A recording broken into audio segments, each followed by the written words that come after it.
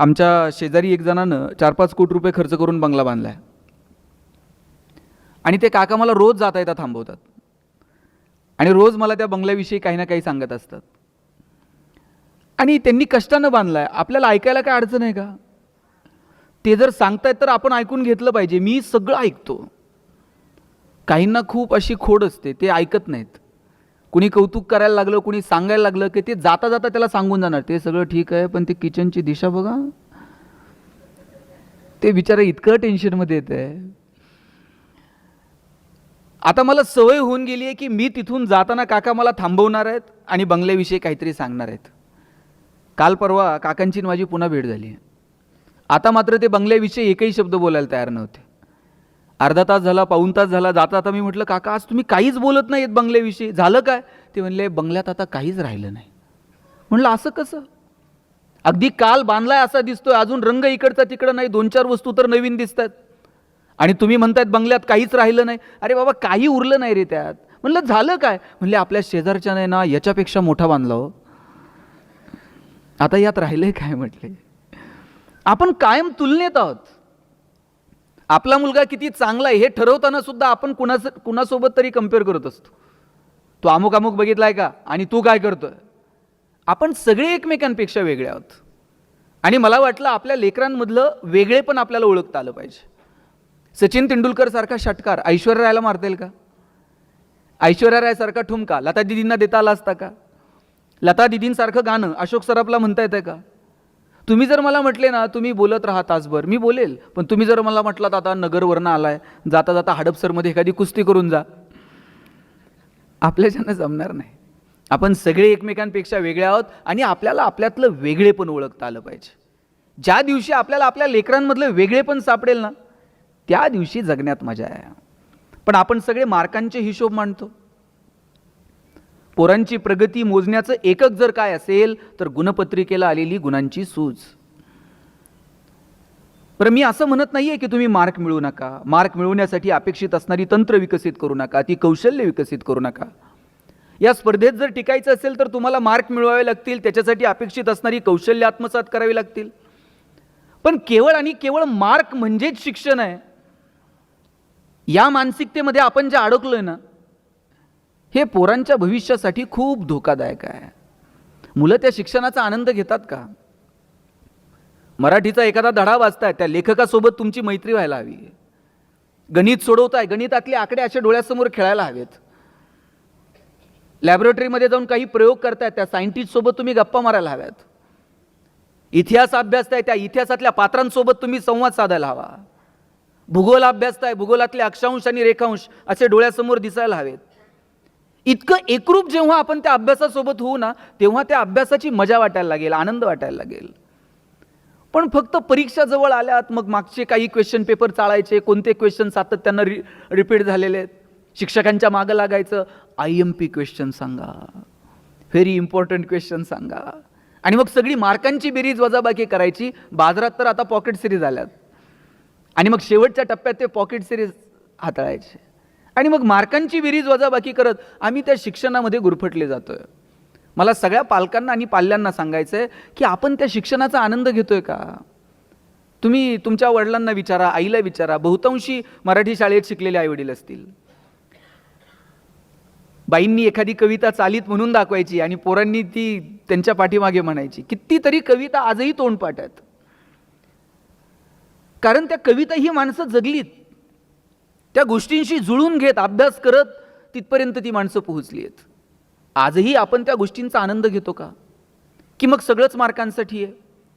भूगोल मार्कांसाठी, इतिहास मार्कांसाठी, इतिहासातली पात्र ही मार्कांसाठी. मग शिवाजी महाराज 4 मार्काला, संभाजीराजे 5 मार्काला. तुकाराम महाराजांचा अभंग तर जरा अवघड आहे, ऑप्शनला टाकू म्हटले. परवा तर 10वीतला एक पोरगा मला विचारत होता, सर या वर्षी मराठीच्या पेपरला ज्ञानदेव पडणार आहेत का तुकाराम पडणार आहेत? मी म्हटलं हे पडतील कसे ज्यांनी महाराष्ट्र उभा केला? सगळं कसं मार्कांसाठी असेल? तुम्ही बघा, मैदानावरती पोरं खेळत नाहीत, लॅबोरेटरीमध्ये जाऊन प्रयोग करत नाहीत, ग्रंथालयात जाऊन काही अवांतर पुस्तक आणून वाचत नाहीत. आपण वाचलं पाहिजे. सिलेबसच्या पलीकडे जाऊन शाळांमध्ये ग्रंथालय आहेत, तिथली 2-5 पुस्तकं तरी आपण हाताळली पाहिजेत. एखाद्या आवडत्या पुस्तकावरती कुटुंबामध्ये चर्चा व्हायला हवी. शाळेमध्ये चर्चा व्हायला हवी. अण्णाभाऊ साठेंनी लिहिलेलं फकीरा, त्या फकीरातला तो नायक, अन्यायाच्या विरोधात लढण्याची त्याची ती जिद्द, काय काय किती या फकीरा कादंबरीवरती चित्रपट आला, जगभरापर्यंत पोहोचली. माझी सगळ्या इथं जे बसलेले सगळे तरुण मुलं आहेत ना, तुम्ही तुमच्या आईला वडिलांना विचारा. 10वीच्या सुट्टीत यातल्या निम्म्या आईबापांनी ययाती वाचले, मृत्युंजय वाचले, छावा वाचले. सुट्टीमध्ये वडिलांनी पुस्तकं आणून ठेवायची घरात आणि मग त्या पुस्तकांवरती पेन्सिलनं मारलेल्या रेघा, वहीत लिहून ठेवलेली आवडलेली वाक्य, याच्यात मस्त रमून जायची हो माणसं. आता आम्ही 24 तास मोबाईलवरती आहोत. आम्ही जर मैदानावर खेळायला गेलो ना, आई काठी घेऊन पळत यायची, बाद झालं रे खेळायचं, चला आता अभ्यासाला बसा. आता आईला काठी घेऊन पळावं लागते, ए बाबा ठेव ना मोबाईल, चल मैदानावर, 4 उड्या मी मारते, तू 2 तर मार. इथपर्यंत येऊन ठेपलंय. पोरं खेळायची, पडायची, धडपडायची, संघर्षाची वृत्ती त्यांच्यामध्ये आपोआप निर्माण व्हायची. शाळेला जर सुट्टी लागली, दप्तर नेऊन ठेवायचं, आईनं पिशवी भरून ठेवलेली असायची आणि मामा घ्यायला आलेला असायचा. मग मामाकडं गावाकडं सुट्टीला जायचं, त्याच्याबरोबर शेतात जायचं, धारा काढायच्या, सकाळी उठून नांगरठीवर जायचं, कुरणात जनावरं चारायला जायचं आजोबांसोबत. येताना त्याच नदीला जिथं जनावरं पाणी प्यायची तिथंच पोरं अशी जनावरासारखं गुडघे टेकवायची आणि हातानं पाणी पुढं ढकलायचं आणि झऱ्याला पाणी प्यायचं. इथल्या कितीतरी पालकांनी ते अनुभवलं असेल. जनावरांसारखं गुडघ्याला पाणी, असं गुडघे टेकून पाणी पिलेलं मला तर आठवतंय. आता मला एक नदी दाखवा जिथं तुम्ही गुडघे टेकून पाणी पिऊ शकाल. आता पाण्याची बाटली विकत आणावी लागते, 20 रुपये लिटरनं पाणी विकत घ्यावं लागतंय. परिस्थिती बदलली आहे. आता एक नदी अशी नीट ठेवली नाही, त्याला सगळं सांडपाणी, कचरा बिचरा, इकडं तिकडं निर्माल्य, प्लॅस्टिकच्या पिशव्या गाठणी बांधून आम्ही नद्यांमध्ये फेकून दिल्या. मग आम्ही मुलांना नेमकं शिकवतोय काय? केवळ आणि केवळ पर्यावरण एक विषय आलाय आता म्हणून तो फक्त मार्कांसाठी अभ्यासायचा का? निसर्गाशी जुळून घेणं, पर्यावरण समजून घेणं, या गोष्टी आम्ही मुलांपर्यंत कधी पोहोचवणार आहोत? आता जाईल तिथे पाण्याची बाटली आहे. पूर्वी जर कुठं गेलं ना कार्यक्रमाला, तांब्या असायचा, फुलपात्र असायचं. साहेब आता तांब्यान फुलपात्र कुठं राहिलंय का हो? मला वाटतं अजून ते फार तर सुपारी, साखरपुडा, लग्न समारंभ अशा कार्यक्रमात अजून तांब्यान फुलपात्र आहे. आणि काही दिवसानं ते पण दिसणार नाही. गुरुजी सांगणार, मुलाचे मामा बाटली घेऊन या. इथपर्यंत येऊ देऊ नका. काय येणाऱ्या पिढ्यांपर्यंत नेऊन पोहोचवायचंय, मला वाटतं ते ठरवावं लागेल. आणि म्हणून आम्ही जे हंटर घेऊन फक्त पोरांच्या मागं लागलोय ना, मार्क म्हणजेच शिक्षण. मी पुन्हा सांगतो, मार्क मिळवा पण त्याचा आनंद घ्या. मग आम्ही ठरवून घेतलेलं आहे, खूप मार्क पडले का सायन्सला जायचं, थोडेसे कमी पडले का मग कॉमर्सला जायचं. आणि सायन्सलाही नंबर लागला नाही आणि कॉमर्सलाही लागला नाही, आणि मग कुठे? शब्बास. आमच्या डोक्यात ते भरलंय, आर्ट्सला काय करिअरच्या संधीच नाहीत. मी अशी किती पोरं सांगू की जे कला शाखेतनं ग्रॅज्युएट झाली आणि करिअर झालं. सायन्स, आर्ट्स, कॉमर्स फक्त मार्कांवरून ठरू नका. तुमची आवड, तुमच्या स्ट्रेंथ, तुमचे विकनेस, आजूबाजूला असणाऱ्या संधी, या सगळ्याचा अंदाज घेऊन ठरवा की आम्हाला आमच्या मुलांना नेमकं कुठे घेऊन जायचंय. कॉलेजच्या गेटवर उभं राहिलं, पोरगं येताना दिसलं ना तरी कळतंय हे कोणत्या साईडला असेल. चष्मा विष्मा घालून इन बिन करून आलं का समजायचं, पावलं मोजत हिशोब करत आलं का समजायचं, आणि अशी वही बी फिरवीत शिट्टी मारत आलं, शब्बास. आम्ही ठरवून घेतलंय. माझी विनंती आहे की केवळ मार्कांवरून तुम्ही ठरू नका. म्हणजे एक जमाना आहे ना डीएडचा होता. डीएडला जर नंबर लागला ना, इथं शिक्षक आहेत का कोण? विचारा त्यांना डीएडवाल्यांची काय हवा होती. डीएडला जर नंबर लागला तर त्यांनी मागं बघायचंच नाही. आणि दोघं नवरा बायको जर जिल्हा परिषदच्या शाळेवर रुजू झाले, का रुबाब होता. आता डीएड कॉलेजेसची अवस्था काय? बहुतांशी डीएड कॉलेजेस आता बंद होत चाललेत. त्यानंतर इंजिनिअरिंगचा बूम होता. गावात एखादाच इंजिनियर असायचा.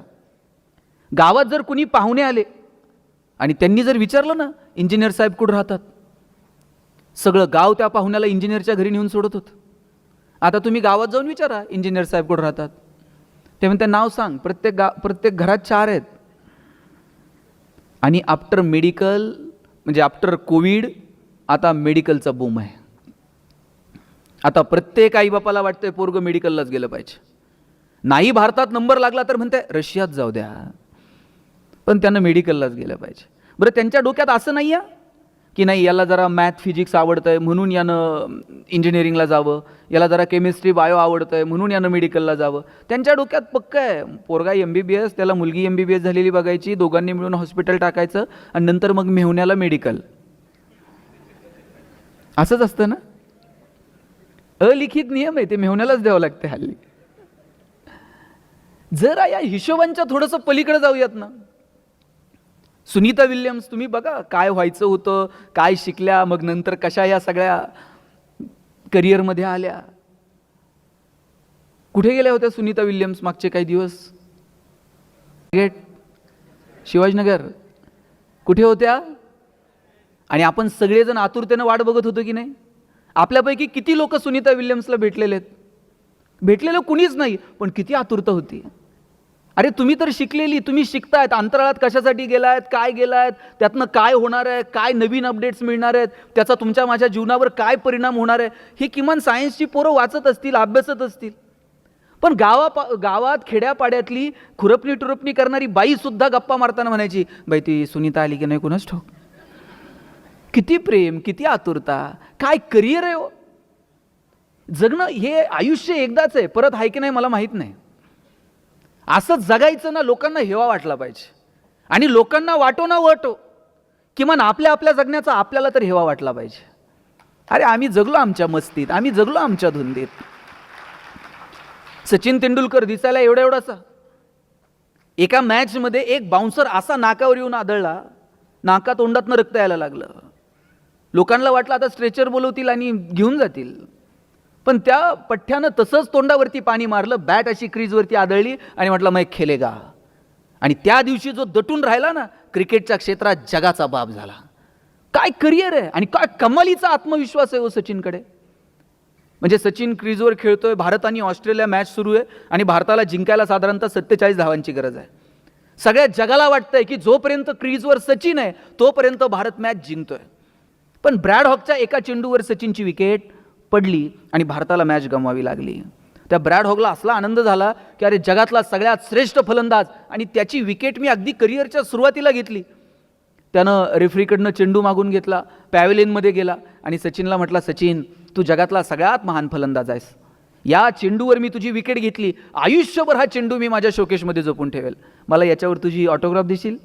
सचिननं ऑटोग्राफ दिली, पाठीवरती थाप मारली आणि जाताना त्याला म्हटला, it will never happen again, परत असं घडणार नाही. आणि त्यानंतर कधीच ब्रॅड हॉकच्या चेंडूवर सचिनची विकेट पडली नाही. याला आत्मविश्वास म्हणतात. चुका होतात, घडतात, पण एकच चूक परत परत करायची नसते. बदलूयात, काहीतरी नवीन करूयात, झालेल्या चुका सुधारवण्यासाठी सातत्यानं प्रयत्न करूयात आणि त्याच्यासाठी कधीतरी स्वतःच्या अंतर्मनात डोकावून पाहूयात. माझी पालकांना विनंती आहे की आपली लेकरं ही वेगळी आहेत, युनिक आहेत, त्यांच्यामधलं वेगळेपण ओळखा, त्यांच्या चांगल्या गुणांचं कौतुक करा. आपण त्यांच्यातले दोष शोधण्यात वेळ वाया घालवतो. तुम्ही म्हणाल मग दोष ओळखायचे नाहीत का? जरूर ओळखायचे. मग सांगायचे नाहीत का? जरूर सांगायचे. पण दोष हे कानात सांगायचे असतात आणि कौतुक हे चार चौघात करायचं असतं. आपण उलट करतो. बघा, पोरांनी टाळ्या वाजवल्यात आणि ते पण असं आईकडं बापाकडं बघत. नाही आवडत पोरांना. तुम्ही पाहुणे आल्यानंतर म्हणणार, बावळटाचा आहे ना, अभ्यासच करत नाही, मोबाईलच घेऊन बसतोय, आणि किती वेळा सांगायचं आहे? पाहुणा म्हणणार आहे का, फारच बावळट आहे, मी घेऊन जातो आणि परत सुधरून आणून देतो. ते आपल्यालाच सुधारायचं आहे. उलट पाहुण्याच्या देखत म्हणायचं, आमचा दादा इतका हुशार आहे ना, दादा पाहुण्याच्याच पुढं पुस्तक घेऊन बसताय का नाही बघा. आणि तुम्ही पाहुण्याच्या देखत म्हणून बघा, दादा बावळट आहे, दादा बाहेर जात आहे, पाहुण्याच्या बुटात पाणी होत आहे, लेसला लेस बांधतंय. मग तुमची इज्जत घालवायची एकही संधी दादा सोडत नाही. कौतुक करा हे चार चौघात आणि दोष जे सांगायचे ते कानात सांगा. आणि माझी विनंती आहे, तुम्ही तुमच्या गप्पांचे विषय बदला. आपण कोणत्या विषयांवरती आपल्या मुलांशी गप्पा मारतो, संवाद साधतो, ते विषय आपण बदलून बघूयात. मुळात आपण संवाद साधतो का हाच प्रश्न आहे. पूर्वी असा गोल करून लोक एकत्र जेवायला बसायचे आणि मग गोल करून जेवायला बसलं की एकमेकाचा चेहरा दिसायचा, संवाद व्हायचा. कुणी जर टेन्शनमध्ये असेल तर घरातल्या थोरल्या माणसांना कळायचं हे आज जरा टेन्शनमध्ये दिसतंय, चेहरा पाडून बसलाय, ह्याचे डोळे खाली आहेत. आता 2-2, 4-4 दिवस पोरांची आणि आपली नजरानजर पण होत नाहीये. पोरगा आला का आपल्या खोलीत निघून जातो, जेवायला खाली येतो, त्याचं ताट घेतो, जेवतो, त्याच्या वेळेनुसार निघून जातो. गोल करून जेवायला बसा. आम्ही तर जेवायला बसलं ना, आजोबा सांगायचे चला ताटाच्या भोवती पाणी फिरवा. आम्ही म्हणायचो आता ते ताटाच्या भोवती पाणी फिरवल्यावर काय होतंय? ताटातले पदार्थ काय बदलतात का? बाजरीच्या भाकरीची काय पुरणपोळी होते का? आजोबा सांगायचे पदार्थ बदलत नाही, पण पदार्थाचा प्रसाद होऊन जातो. आणि प्रसाद कधी फेकून द्यायचा नसतो, प्रसादाचा सन्मान ठेवायचा असतो. आज आपण लहान लेकराला काठी घेऊन मागं लागतो, ते खा, ते संपव. बघा, एखादी गोष्ट कोणत्या पद्धतीनं सांगतो हे फार महत्त्वाचं आहे. काठी घेऊन मागं लागलं आणि हे संपव, पोरगं खाईल तुमच्या धाकानं, पण त्याचा आनंद आणि तो प्रेम त्या आवडीनं तो खातोय का? आजोबा सांगायचे हा प्रसाद आहे, पाणी फिरवलं का पदार्थाचा प्रसाद होऊन जातो. काय जादू आहे? आणि जेवायला बसलं की ते म्हणायचे हात जोडा आणि आभार माना. म्हटलं आता कुणाचे आभार मानायचे? ते म्हणायचे ज्यानं पिकवलं त्या शेतकऱ्याचे आभार माना, जिनं शिजवलं त्या तुमच्या आईचे आभार माना, आणि ज्यानं भूक दिली त्या भगवंताचे आभार माना. किती साध्या सरळ सोप्या भाषेत लेकरांपर्यंत कृतज्ञता पोहोचत होती. आता गोल करून बसायला कुणाला वेळ नाही. इथं प्रत्येकजण आपापल्या वेळेनुसार येतो. मला मान्य आहे आपण बिझी आहोत, प्रत्येकाच्या कामाच्या वेळा वेगळ्या आहेत. आता आईलाही कामाला जावं लागतं, वडील त्यांच्या वेळेला कामाला जातात, घरातली सगळी माणसं बिझी आहेत. महिना 15 दिवसातनं तर एकदा एकत्र येऊन जेवता येईल की नाही? विशिष्ट वेळ ठरवा की नाही 8 दिवसातनं ह्या दिवशी, सुट्टीच्या दिवशी आम्ही एकत्र जेवणार आहोत. आठवड्यातनं, महिन्यातनं एक दिवस असा ठरवून घ्या की सगळेजण गप्पा मारायला आपण बसणार आहोत. गप्पांचे विषय ठरवा. सांगा ह्या 8 दिवसांना आहे ना, हे जे आत्ता अमुक अमुक विषय चाललाय ना, याच्यावरती आपल्याला बोलायचं आहे रे. त्या निमित्तानं पोरं तयारी करतील, त्या संदर्भानं काहीतरी वाचतील. त्यांना कळेल की पप्पांच्या समोर मला आता या विषयावर बोलायचं आहे, मला या विषयावर सांगायचं आहे. ती त्यांचं मत तयार करतील. आणि मी मगाशी जसं म्हटलं की तुम्ही हंटर घेऊन तुमची मतं फक्त लादू नका. तुम्हाला तुमच्या मुलाचं नसेल पटत किंवा पोरांना तुम्हाला तुमच्या पप्पांचं नसेल पटत एखादी गोष्ट, ती अशी ताणून मारून हाणून किंवा फक्त विरोधाला विरोध करून नाही सांगायची. सांगताना सुद्धा आपल्याला ते आपलं प्रकट होण्याचं जे स्किल आहे ना, ते सुद्धा डेव्हलप करता येईल का बघा. म्हणजे एक साधं उदाहरण सांगतो तुम्हाला. स्वामी विवेकानंदांचे गुरु परमहंस रामकृष्ण परमहंस आणि केशवचंद्र सेन यांच्यामधला संवाद आहे. आणि दोघं कोणत्या विषयावर बोलत होते? देव आहे की नाही याच्यावरती दोघांना आपापलं मत मांडायचं होतं. केशवचंद्र सेन उभे राहिले बोलायला आणि ते पटवून देत होते की देव कसा नाही आहे. आणि समोर रामकृष्ण परमहंस बसलेले आहेत आणि केशवचंद्र सेन इतक्या ताकदीनं त्यांचा विषय मांडत होते, भारावून गेले हे सगळं ऐकून परमहंस.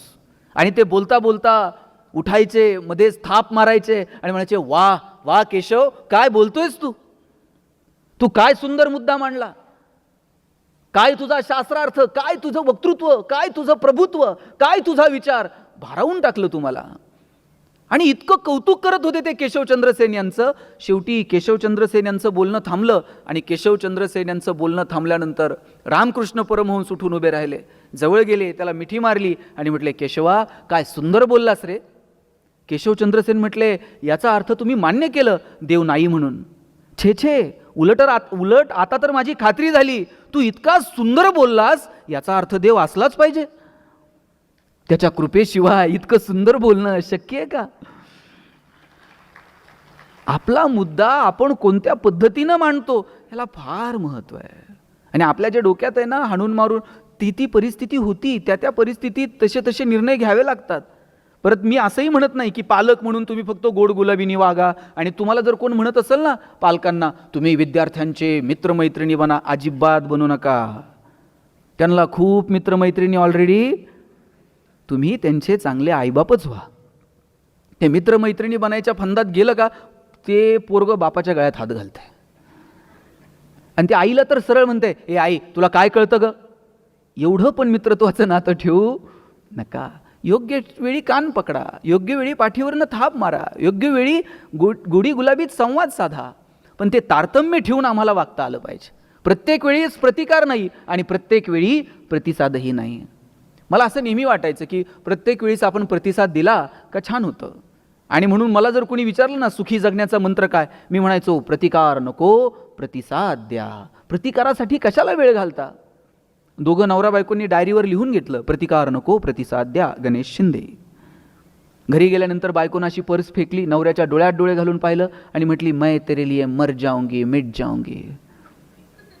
बायको म्हणली मैं तेरे लिए मर जाऊंगी. नवरा म्हटला बघ कसं जमतंय तसं कर म्हटलं. म्हणे आता हे काय, नाही ते सकाळी सरांनी सांगितलं ना प्रतिकार नको. कधी प्रतिकार करायचा, कधी प्रतिसाद द्यायचा, ह्याचं तारतम्य नको का. कोणती गोष्ट कोणत्या पद्धतीनं येणाऱ्या पिढ्यांपर्यंत पोहोचवायची याचं तारतम्य आपल्याला ठेवावं लागेल. आणि माझा दावा आहे, आपण जसं सांगू तसं मुलं वागत नाहीत, आपण जसं वागू तसं मुलं वागतात. आदर्श हे केवळ सांगण्यातनं निर्माण होत नाहीत, आदर्श हे वागण्यातनं निर्माण होतात. पोराला सांगायचं व्यसन करू नये, घरात सुविचार लिहून ठेवायचा व्यसन करू नये, आणि बापानंच पोराला सांगायचं जा जरा गॅसच्या शेगडीवरनं सिगरेट पेटून आण. पोरगा असं येते जसं ऑलिम्पिकची ज्योत घेऊन आलंय. बाप कानातनं धूर काढतो, नाकातनं धूर काढतो, हे सगळ्यात शाळेत सांगतो जादूगार बाप आहे कानातनं धूर काढतो. आपण लेकराला सांगायचं खोटं बोलू नये, आणि पाहुणे आल्यानंतर सांगायचे त्यांना सांग पप्पा घरात नाहीत म्हणून. आपण जसं वागू तसं मुलं वागणार आहेत. माझ्या वडिलांची मिराशिगा मिरवीनं तुझी चरणसेवा पांडुरंगा. तुकोबरायांना सांगावं वाटलं की अरे आम्ही जे काही करतोय ते आमच्या बापदाद्यानं घालून दिलेला मार्ग आहे आणि त्याच्यामुळे आम्ही इथपर्यंत आलेलो आहोत. काय आज आपण सगळ्यांनी छावा पाहिला. छावा कुणालाही म्हणतात का? छावा कुणालाही म्हणत नाहीत. त्याच्यासाठी बाप सिंह असावा लागतो. बाप सिंह आहे म्हणून छावा. आपण आपल्या लेकरांच्या समोर काय आदर्श निर्माण करायचे मला वाटतं ते ठरवावं लागेल. आमच्याकडे एक वाडा आहे, त्या वाड्यामध्ये एक पाटील राहतात आणि बिचारे वजन वाढलेलं आहे, वर गॅलरीत फिरत असतात, खाली येत नाहीत फारसं, वरच चक्कर मारत असतात. आणि त्यांचा नित्यक्रम ठरलेला आहे, संध्याकाळी चक्कर मारायला वाड्यातल्या त्या गॅलरीमध्ये एरझरा मारत असतात. गावातलं एक लहान पोरगं खाली येणार वाड्याच्या, आणि पाटील फिरायला लागलं त्या खालून वर बघणार आणि म्हणणार पाटील जिवंत आहे तवर काय नाही, गेल्यावर कसं करायचं, 4 लोकांना तर पाटील झेपल का, काही घेणं देणं आहे का हो? चांगला विचार करावा, चांगलं चिंतन करावं, याचं वजन कसं कमी होईल, याचं टेन्शन किती असेल बाबा, ह्याला किती त्रास असेल, काहीतरी त्याला सांगावं बाबा हे कर ते दिलं सोडून, आणि 4 लोकांना झेपल का. पाटील म्हणलं याला वर बोलवा. वर बोलवलं, कोंडून ठेवलं पोरगा. ते वडील पळत आले, म्हणले पाटील पोराला का कोंडलं. म्हणले हे संस्कार केले का, मी आपला माझ्या टेन्शनमध्ये एरझरा मारतोय आणि ती खालून वर बघतोय म्हणते गेल्यावर कसं करायचं आणि 4 लोकांना झेपल का. ते म्हणले पाटील लहान लेकरू होते, काय कळतं त्याला, गेल्यावर कुठं संवेदना असतात का. आणि नाही 4 लोकांना झेपलं ना म्हणला हातपाय तोडून असं सुट्ट सुट्ट करून घेऊन जा म्हणला. पाटील म्हणले लेकराची चूक नाही, हे बेनं खराब आहे. आजोबा पळत आले, म्हणले काय झालं पाटील, नातवाला कोंडले, पोराला कोंडले, काय गडबड काय. ते म्हणले हे संस्कार केले, तुझा नातू म्हणतंय 4 लोकांना झेपल का आणि तुझं पोरगं म्हणतंय हातपाय तोडून नेऊ. पाटील गेल्यावर रुपयावर जात नाही, आणि कशाला म्हणले ते शरीराची विटंबना करायची. आजा म्हणतंय पाटील तुम्ही गेले ना वाड्यालाच काढी लागून टाकू. म्हणले काय असतं, तुम्ही जे पेरणार आहात तेच उगवणार आहे. गहू पेरून ज्वारी उगवते का, ज्वारी पेरून हरभरा उगवतोय का. आपण जे पेरणार ते उगवणार. म्हणून काय पेरायचं ना लेकरांच्या बाबतीमध्ये ते ठरवावं लागेल. मुलांच्या आयुष्यामध्ये मुलांना फक्त आपण हे बघा, आपल्या डोक्यात काय माहिती आहे का बहुतांशी पालकांच्या, नाही मला नाही मिळालं मग आता मुलासाठी करूयात, आम्ही सायकलवर गेलो मग पोराला गाडी घेऊन देऊयात, आमच्या वेळेस नव्हत्या एवढ्या सुविधा म्हणून पोरांना देऊन टाकूयात. त्यांना फक्त त्या सुविधांच्या त्या कोटामध्ये असं अडकून ठेवू नका. काही काही गोष्टींच्या अभावात सुद्धा मजा असते. एखादी गोष्ट नाही आणि एखाद्या गोष्टीला नाही म्हणणं हे सुद्धा आपल्याला जमलं पाहिजे हो. आपण कोणत्याच गोष्टीला नाही म्हणायला तयार नाही होत. नाही पप्पा मला ते पाहिजे म्हणजे पाहिजे, पप्पा काही करल तिकडे पण पोराला ते आणून देईल. आणि बापाची मानसिकता काय असते माहिती आहे पोरांनो, नाही मला नाही मिळालं, माझ्या वेळेस नव्हती सुविधा, आता आहे पोरांच्या नशिबानं मग देऊन टाकू. पण काय द्यायचं, कधी द्यायचं, कोणत्या गोष्टी. तुम्ही कितीतरी श्रीमंत कुटुंबातले पालक बघा, त्यांची काहीही विकत घेऊन द्यायची त्यांची कॅपॅसिटी आहे. पण बहुतांशी उद्योगपतींनी पहिली काही वर्ष पोरांना स्वतःच्याच कंपनीत 5-10 हजार रुपये काम नोकरी करा दे. तुला त्या 5 रुपयाची 10 रुपयाची 5,000ची 10,000ची किंमत कळली पाहिजे. शेतकरी जर कोण असेल तर तुमच्या लक्षात येईल, पिकाला रोज पाणी देतो का हो शेतकरी. काही दिवस जरा ताण द्यावा लागतो, साध्या सरळ सोप्या भाषेत. तो ताण दिल्याशिवाय त्या पिकाला त्या पाण्याचीही मजा कळत नाही. आणि म्हणून तो ताण सुद्धा आपल्या लेकराला योग्य वेळी देता येतो का, याची काळजी आपण घेतली पाहिजे. सगळ्याच गोष्टी रोज तुम्ही त्याला पुरवल्या नाही जुळणार. 2-2, 2.5 वर्षाच्या पोरांच्या हातात तुम्ही मोबाईल देऊन टाकले हो. आणि बाप असं कौतुकानं सांगताय, मला कळत नाही ते त्याला कळतंय म्हणते मोबाईलमधलं. पोरगं जर रडायला लागलं ना, आई त्याला जवळ घ्यायची आणि जवळ घेतल्याबरोबर पोरगं रडणं थांबवत होतं. आता पोरगं रडायला लागल्यावर आई काय करते, मी सांगू का तुम्ही सांगता? आणि पोरगं इतकं पुढचं आहे, मोबाईल हातात आल्याशिवाय ते पण रडायचं थांबत नाही. आईच्या स्पर्शाची जागा जर मोबाईलच्या स्पर्शानं घेतली असेल, हा कुणाचा पराजय आहे? हा विज्ञान तंत्रज्ञानाचा विजय आहे का मातृत्वाचा पराजय आहे, हे ठरवण्याची वेळ आली आहे. म्हणून कोणत्या वयात कोणत्या गोष्टी कोणत्या कारणांसाठी मुलांना द्यायच्या हे आपण ठरवायला हवं. वय वर्ष 0 ते 11 वयोगटातल्या हजारो मुलांचे डोळे निकामी होण्याची वेळ आली आहे. इतका पोरांचा स्क्रीन टाईम मोबाईलवरचा वाढत चालला आहे. मोबाईल खूप चांगलं साधन आहे, तुम्ही ते मुलांना द्यायला हवं. मुलं टेक्नोसेवी असली पाहिजेत, नवीन तंत्रज्ञान कळलं पाहिजे. पण किती प्रमाणात हा प्रश्न मात्र तुम्ही स्वतःला आणि तुमच्या मुलांना विचारला पाहिजे.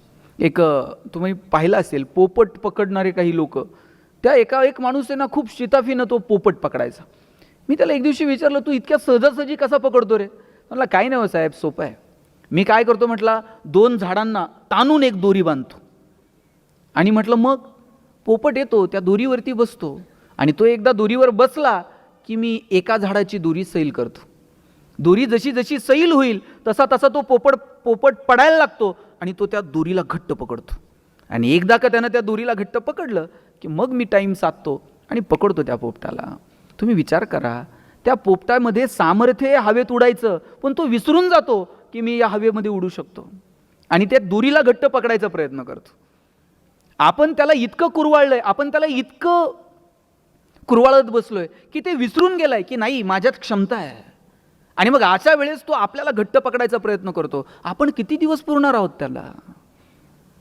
त्याच्यामध्ये ती क्षमता निर्माण करता येईल का? त्याच्या मनगटात ती रग निर्माण करता येईल का? तुम्ही लाखो रुपये, कोट्यवधी रुपये कमवून ठेवा आणि त्याच्यामध्ये कमवायची जर ताकद नसेल तर ते 2 दिवसात काडी लावून टाकते, उडून टाकते सगळं. तुम्ही ताकद निर्माण करा त्याच्या मनगटामध्ये कमवण्याची. बघा, म्हणजे तुम्हाला एक साधी एक गोष्ट सांगतो. एक आजी होती आणि तिनं तिचं गार्डन तयार केलेलं होतं आणि त्या बागेला ते इतकी जपायची, प्रत्येक झाडावर तिचं लक्ष असायचं. आणि ती बाग इतकी बहरून गेली, फुलून गेली, पण आजीच्या वयाला मर्यादा येतो. किती दिवस ती बाग बघणार आहे? आणि मग बाग आता कोमेजून जायला लागली, पण आजी मात्र ताकदीनं ती बाग जपत होती. पण आजी आता अंथरुणाला खिळली आणि मग मात्र आजीला टेन्शन आलं की अरे, मी जोपर्यंत बरी होते तोपर्यंत प्रत्येक झाडाला मी जपत होते, आता या झाडाला कोण जपणार? आणि मग तिनं मुलाला बोलवलं आणि सांगितलं, राजा, मी ही बाग आयुष्यभर जपत राहिले, आता मी आजारी पडली आहे, आता मला वाटत नाही की मी अंथरुणातनं उठेल, पण मला टेन्शन याचं आहे की ही बाग कोण बघेल? ए आजी, तू काळजी करू नको. नातवानं सांगितलं, मुलगा नातू दोघे होते. नातवानं सांगितलं, आजी तू काळजी करायची नाही, आता ही बाग इथून पुढे मी बघणार, तू पटकन बरी हो बरं. आता आपल्या बागेला बघणारं कुणीतरी आहे या विचारानंच आजी आता हळूहळू बरी व्हायला लागली होती. बरं, नातू रोज सकाळी बागेत जायचा आणि थेट संध्याकाळीच घरी यायचा. वडील विचारायचे, बाग कशी आहे रे? हो पप्पा, सकाळपासून संध्याकाळपर्यंत मी बागेतच आहे. आजी तर 2 तास जायची, मी दिवसभर बागेत आहे. पोरगा रोज जायचा, सकाळी संध्याकाळी घरी यायचा. 1 महिन्यानं आजी बरी झाली आणि आजीनं आणि बापानं ठरवलं, चला आता बागेत जरा फेरफटका मारून येऊ. आणि बागेत फेरफटका मारायला आले, बघितलं तर सगळी झाडं सुकून गेलेली होती. मग या पोराला विचारलं, बाबा तू रोज सकाळी 8ला येतोय, संध्याकाळी घरी येतोय, रोज बागेत आहे, तू काय करत होता? तू काय काळजी घेतली? अहो म्हटलं, मी खूप काळजी घेतली हो. आल्यानंतर मी प्रत्येक पान ना पान पुसून काढत होतो, प्रत्येक झाडाचं खोड फांदी सगळे पुसून घ्यायचो, त्या झाडांना कुरळायचो, त्या फुलांचा पापा घ्यायचो, त्या झाडाला मिठी मारायचो, जवळ घ्यायचो. मी किती काळजी घेतली, पण नाही हो ही बाग टिकली. मग त्या आजीनं सांगितलं, राजा, कुरवाळणं, जवळ घेणं, त्याला मिठी मारणं, याला काळजी घेणं नाही म्हणत. त्याला योग्य वेळी पाणी घालावं लागतं, योग्य वेळी पाणी तोडावं लागतं, योग्य वेळी ताण द्यावा लागतो, जनावरांनी खाऊ नये म्हणून कधी झाडांना कुंपण घालावं लागतं आणि मग ती बाग बहरते फुलते. आपल्या डोक्यात आहे थोडीशी काळजी घ्यावी, त्याला रोज गन पावडर लावावा, त्याला नवनवीन कपडे घालावेत, त्याला रोज आल्याबरोबर कुरवाळावं, रोज त्याच्या गालावर ओठ टेकवावेत, म्हणजे मुलांची काळजी घेणं आहे. योग्य वेळी ताण द्या, योग्य वेळी कानाला पकडा, योग्य वेळी त्याच्या पाठीवर थाप मारा, योग्य वेळी डोळे मोठे करा, योग्य वेळी त्याच्या डोळ्यात पहा. मला वाटतं हे लेकरांची काळजी घेणं आहे. आमची काळजी घेण्याची जी व्याख्या आहे ना, ती पहिल्यांदा आम्हाला बदलावी लागेल आणि मुलांना कोणत्या पद्धतीनं कोणत्या गोष्टी सांगायच्या हे ठरवावं लागेल.